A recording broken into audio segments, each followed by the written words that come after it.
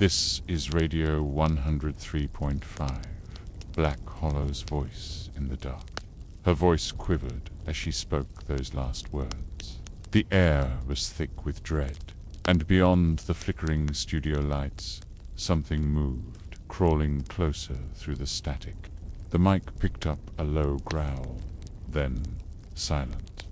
That was the final broadcast. No one ever found her body.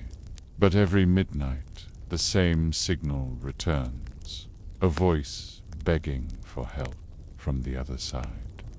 Black Hollow was a forgotten town, buried deep in the Appalachian woods, a place where fog lingered like a curse. Only about 100 people lived there, and almost all of them tuned in to the same late-night radio station. Radio 103.5, The Hollow Voice.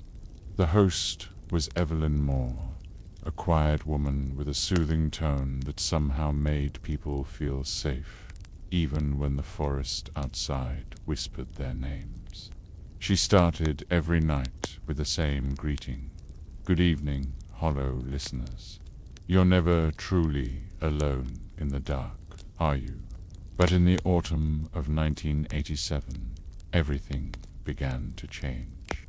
One night, Evelyn arrived at the station, a decaying shack perched at the edge of the woods, and found the recording lights already on. The on-air sign flickered by itself. The station was empty, or it should have been. She checked the console. The reel-to-reel was spinning, though no one had pressed record. A deep, wet breathing came through her headset, followed by a faint, distant whisper. Don't stop the broadcast, or they'll come. Evelyn froze. Static hissed, and then silence. She laughed it off, thinking it was a prank from the night crew.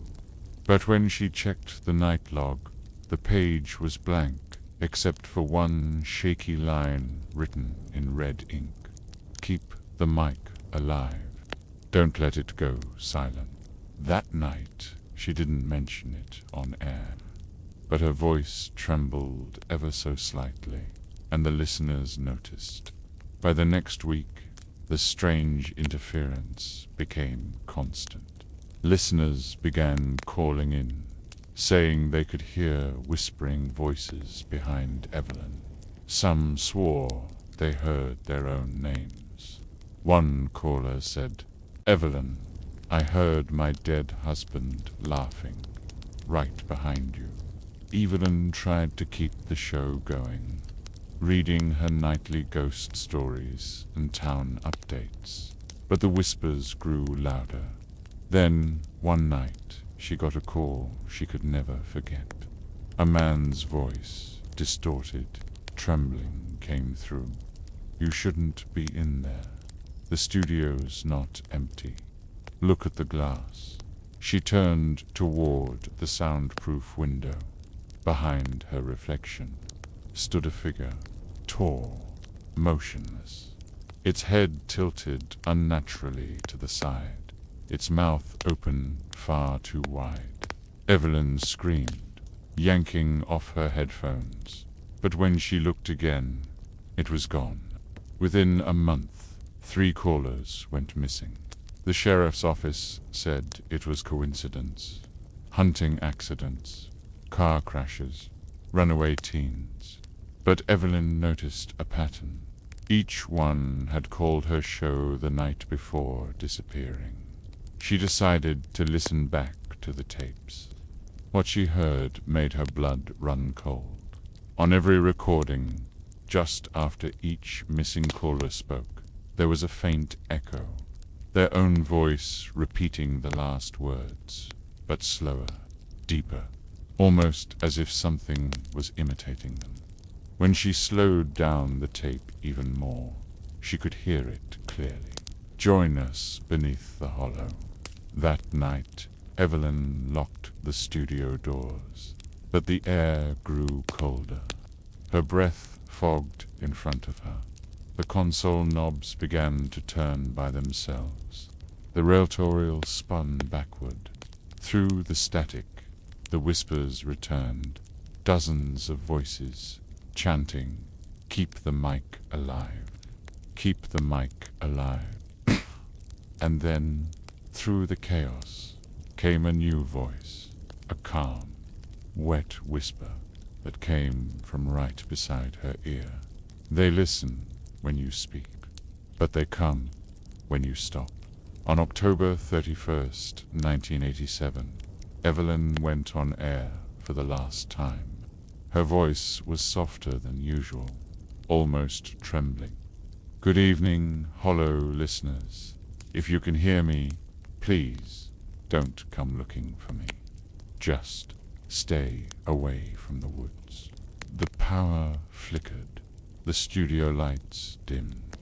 Outside, the fog pressed against the glass like a living thing. Suddenly, the emergency broadcast tone screamed through the headphones, high-pitched, endless. She pulled the mic closer, tears in her eyes. There in the walls, I can hear them crawling inside the static. The reel-to-reel recorder started spinning on its own, playing a distorted version of her own voice, repeating her last words over and over, but layered with hundreds of other whispers. "Don't stop the broadcast. Don't stop." Then, a sound, a wet crack, like a bone snapping, echoed through the mic. Her scream came next, then static, and finally silence. The signal died that night. When the sheriff arrived the next morning, the studio door was still locked from the inside. The only thing inside was the microphone, dripping with blood, and the old reel-to-reel still turning. On the final tape, there was exactly 1 minute of audio before the static began. A faint, distorted version of Evelyn's voice whispered, "We're still on air." To this day, no one lives in Black Hollow. The forest swallowed the town. The station's ruins are buried under vines and fog. But sometimes, just after midnight, people driving through the Appalachian roads swear their radios pick up a faint frequency, 103.5 FM. And if you listen closely, you can still hear her soft voice whispering through the static. Good evening, hollow listeners. You're never truly alone in the dark. If you felt the chill run down your spine tonight, don't let the silence take you. Like, share, and subscribe to Horror Ambient, where the dark never sleeps.